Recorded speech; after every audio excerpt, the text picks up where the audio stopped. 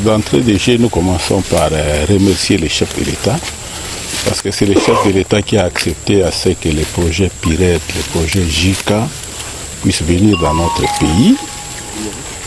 Et nous remercions également l'ambassadeur, parce que le financement des JICA, ça passe par l'ambassade du Japon.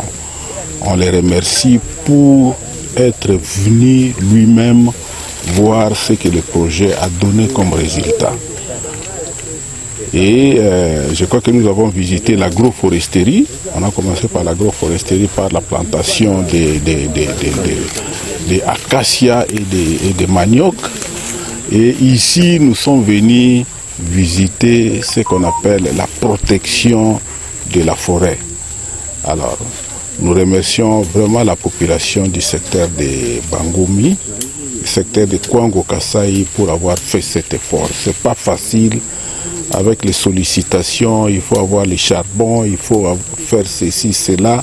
Mais eux, ils ont maintenu et je crois que nous les félicitons pour ça. C'est comme ça que nous demandons à l'ambassadeur qu'il faut faire encore davantage. Il faut faire davantage, c'est-à-dire qu'il faut reconduire le projet. Ce qui est fait, c'est bon, mais ça ne suffit pas. Merci. Excellence, en vertu de la matérialisation de ce projet, pensez-vous que la province du Kwilu peut désormais être une province pilote dans la protection de l'agroforesterie? Oui, bon, je crois. Hein. La province du Kwilu, bon, d'abord par rapport au Grand Bandundu, c'est les Bandundu. Et maintenant, nous sommes à côté des Maïndombe. Je crois que les Maïndombe, c'est un modèle pour nous et l'effort que nous sommes en train de faire, c'est de copier pratiquement les Maïndombe.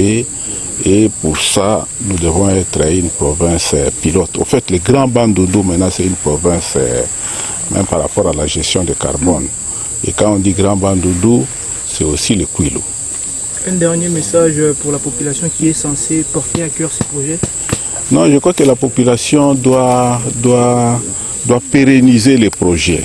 Hein. Même si le financement n'est pas là, mais on a vu comment on a fait. Il y a des histoires qu'on peut faire sans qu'on ait les financements. Alors, si on fait cet espoir-là, par-ci, par-là, je crois que nous allons gagner beaucoup, surtout par rapport au crédit carbone.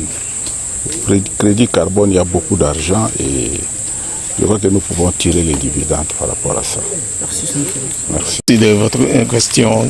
Il s'agit pour moi d'une première visite en province de Kwilu.